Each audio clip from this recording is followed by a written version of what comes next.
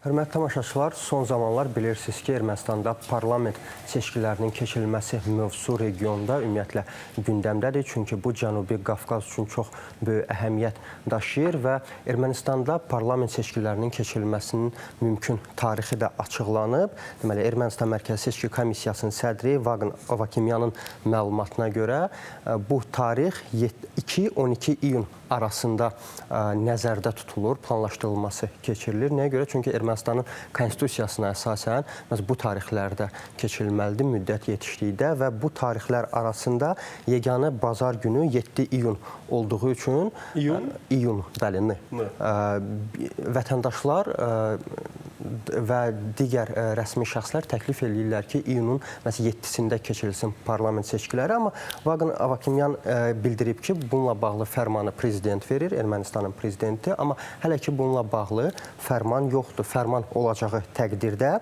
seçki-qabağı kampaniyanın maliyyə şəffaflığı da daxil olmaqla monitorinqi və nəzarəti də həyata keçiriləcək. Mən az öncə qeyd etdim, Ermənistanda keçirilən parlament seçkilərinin önəmini təkcə Cənubi Qafqaz yox, eyni zamanda Azərbaycanla münasibətlər üçün də böyük əhəmiyyət kəsb eləyir. Çünki biz bilirik ki, hazırda Ermənistan daxilində müəyyən siyasi qarşıdurma var. Nikol Paşinyanla müxalifət arasında, Nikol Paşinyanla kilsə arasında, eyni zamanda Ermənistanın xaricdən olan, xaricdə fəaliyyət göstərən bəzi diasporanın bir növ biz təzyiqini görürük Nikol Paşinyana və bu səbəbdən seçkiləri nəinki dünyada, eyni zamanda Azərbaycanda, Cənubi Qafqazda diqqətlə izləyəcəklər. Təbii ki, seçkilərin Ermənistan üçün uğurla keçirilməsi və hakim partiyanın qalib gəlməsi, biz hazırda hakim partiyanın son aylarda yürütdüyü siyasətdən görürük ki, Azərbaycanla münasibətlərin inkişafına yönəlib və artıq son zamanlar iki ölkə arasında əldə olunan razılaşmalardan Ermənistan müəyyən dividendləri görməyə başlayıb. Biz bunu Ermənistanın İqtisadiyyat naziri Georg Papayanın etiraflarından, açıqlamalarından da görürük. Neft məhsullarının ora ötürülməsi, həmçinin Qazaxstandan gələn taxılın Azərbaycan üzərindən sonra Gürcüstan və Ermənistana çatdırılması. Elə bir neçə gün bundan öncə benzin daşıması həyata keçirildi Gürcüstan ərazisindən Azərbaycan benzininin Ermənistana. Məhz bu məsələyə toxundu İqtisadiyyat naziri və bildirdi ki, Azərbaycan benzininin Ermənistanda daha ucuz qiymətə satılacağı müsbət məqamdır. Mən stat gətirmək istəyirəm nazirdən. Deyir, elə indicə mətbuatda Azərbaycandan premium sinif benzininin 430 drama, yəni 1,1 dollara satılacağı barədə məlumat gördüm.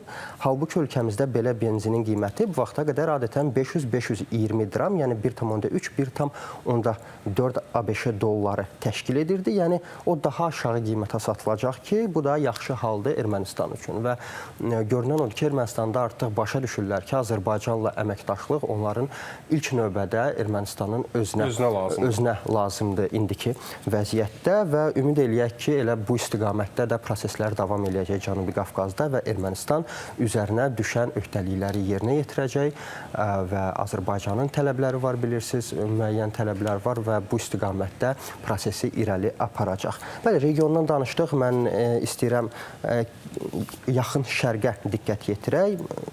İsrailin biraz narahatlığı var Suriyadakı proseslərlə bağlı, xüsusilə Birləşmiş Ştatların Suriyada həyata keçirdiyi yeni strategiya ilə bağlı.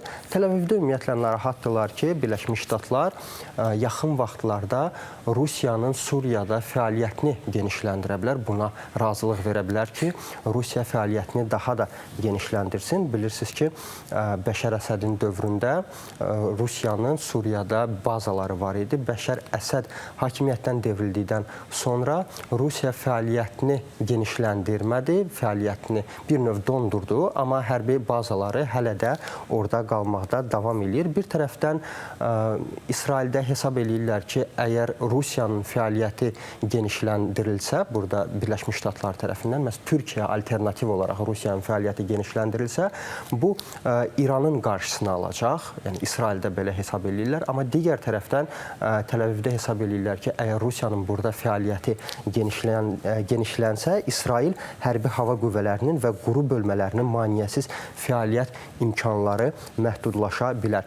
Digər tərəfdən İsrail Kəşfiyyat Xidməti hesab edir ki, Birləşmiş Ştatlar indiki vəziyyətdə Suriyaya bir iqtisadi ərazi olaraq baxır, iqtisadi dividendlər əldə etmək üçün münbit bir ərazi kimi baxır. Bilirsiniz, bir neçə gün bundan öncə Donald Trump'ın eyni zamanda Konqresin qərarı ilə Suriyaya qarşı sanksiyalar ləğv edildi. Digər ölkələr tərəfindən bu sanksiyaların yumşaldılması prosesi gedir və ümumiyyətlə biz Əhməd Əl-Şara hakimiyyətə gəldikdən sonra görürük ki, bütövlükdə dünya ölkələrinin Suriyaya münasibəti dəyişir. Təbii ki, müsbət yöndə və mən kiçik bir qeyd eləmək istəyirəm. Elə bu dəyişikliklər fonunda məşhur The Economist jurnalı Suriyanı ilin ölkəsi seçdi, 2025-ci ilin ölkəsi seçdi. Məhz Suriyada həyata keçirilən bu geniş miqyaslı layihələr, geniş miqyaslı proseslər çərçivəsində.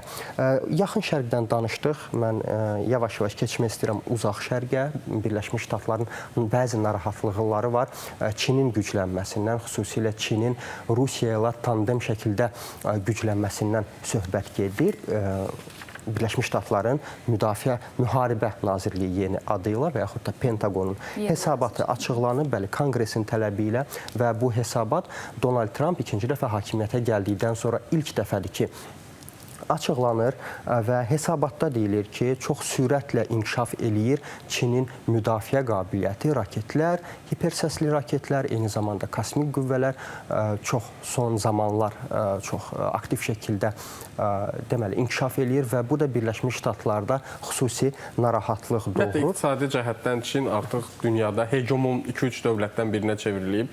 Burada biraz Çin dövlətinin fəlsəfəsinin də məncə ümumiyyətlə dövlət olaraq fəlsəfəsində çox böyük rolu var. Çin fəlsəfəsinə həmçinin biraz daha çox sola meyilli fəlsəfəyə əsaslanır. Bunun belə deyə bünövrəsində öz iqtisadiyyatlarını, ordularını, hər şeyini bu dəmir nizam-intizam, təbii ki, əhali sayı olaraq da dünyanın ən çox əhalisinin yaşadığı ölkədir, böyük ölkədir və xüsusilə də biz bilirik ki, onlar arasında uzun illərdir bu mətbuatda da yazılır. Yəni ki, indi həm Aysel, həm sən də bilirsən ki, görünməyən, biraz da görünən bir rəqabət deyək. Ən azından soyuq müharibə deməsək belə bir rəqabət var Amerika Birləşmiş Ştatları və Çin arasında həm iqtisadi, həm digər sahələrdə. Ona görə bu proseslərin biraz daha belə deyək, dərinləşməsi kifayət qədər normal görünür. Və Pentagonun hesabatında bildirilir ki, nəinki son illərdə güclənmək, bundan sonraki dövrdə də rəsmi Pekin kifayət qədər aktiv şəkildə öz fəaliyyətini davam elətdirəcək və Pentagonun açıqlamasına görə, hesabatına görə 2030-cu ilədək 1000-dən çox nüvə başlığına sahib olmaq istəyir Çin və bu indiki vəziyyətdə rəsmi Pekinin əsas hədəflərindən biridir və məlumata əsasən ölkənin şimalında 3 şaxtada yerləşdirilmiş 100-dən artıq qitələrarası ballistik raket mövcuddur indiki vəziyyətdə. Təbii ki, bu hesabatda Tayvan məsələsi də yer tutub və Birləşmiş Ştatlar da hesab eləyirlər ki, bu ümumiyyətlə önəmli mövzudur Birləşmiş Ştatlar üçün. Çünki bilirsiniz, Tayvanın Birləşmiş Ştatlarla kifayət qədər yaxşı əlaqələri var və qeyd eləmək lazımdır ki, hesabatda deyilir ki, Çin o qədər güclənmək istəyir ki və 2027-ci ilə qədər Tayvanı ələ keçirməyə qadir bir vəziyyətə gəlsin və bu prosesi bir neçə gün ərzində həyata keçirsin. Və bu hesabat dərc edildikdən sonra təbii ki, reaksiyasız qalmadı. Çinin Xarici İşlər Nazirliyinin nümayəndələri bu hesabata cavab verdilər və bildirdilər ki, ümumiyyətlə Çinin belə bir planları yoxdur və Birləşmiş Ştatlardan gələn bu kimi açıqlamalar yalnız Çini beynəlxalq arenada, beynəlxalq ictimaiyyəti bilərəkdən çaşdırmaq məqsədi daşıyır, eyni zamanda rəsmi Pekini gözdən salmaq məqsədi daşıyır. Mən xüsusilə qeyd eləmək istəyirəm ki, az öncə Çin-Rusiya tandemini qeyd elədim və hesabatda bildirirlər ki, əməkdaşlığı davam elətdirirlər, amma tam şəkildə bu əməkdaşlıq yekdil bir qərarlar qəbul edə bilmir. Çünki hələ də baxmayaraq ki, əməkdaşlıq genişlənir, rəsmi Pekin və rəsmi Moskva arasında böyük bir etimad yoxdur. Nə qədər onlar əməkdaşlıq etsələr də bir-birlərinə tam tam şəkildə güvənmirlər. Məhz bu səbəbdən hər iki ölkənin müdafiə qabiliyyəti aktiv şəkildə inkişaf etmir. Amma məsəl üçün biz görürdük, hətta ötən gün səhv eləmirəmsə bu barədə danışdıq Nərimanla da, Ukrayna prezidenti Vladimir Zelenski isə Çinin Rusiyanı dəstəklədiyini iddia edirdi, bu barədə fikirlər səsləndirirdi. Biz rəsmi Kiyevdən, Ukrayna rəsmilərindən bir neçə dəfə bu barədə bəyanatlar eşitmişik. Hətta aktiv şəkildə bəzi texnikanın bu müharibəyə cəlb olunduğunu da iddia edirlər Ukrayna tərəfi. Amma Pentaqon da bunu istisna etmir. Amma digər tərəfdən onlar qeyd edirlər ki, aktiv şəkildə bu əməkdaşlıq davam etmir. Çünki etimadsızlıq hələ də mövcuddur tərəflər arasında. Məndən isə dostlar, bu saatlıq bu qədər. Biz növbəti efirlərdə də maraqlı məlumatları çatdırmağa çalışırıq. Təşəkkür edirik. Hörmətli izləyicilər, xəbərin zamanını izləyirdiniz. Dünyada və regionda baş verən proseslərdən xəbərdar olmaq üçün növbəti saatda da bizimlə qalın.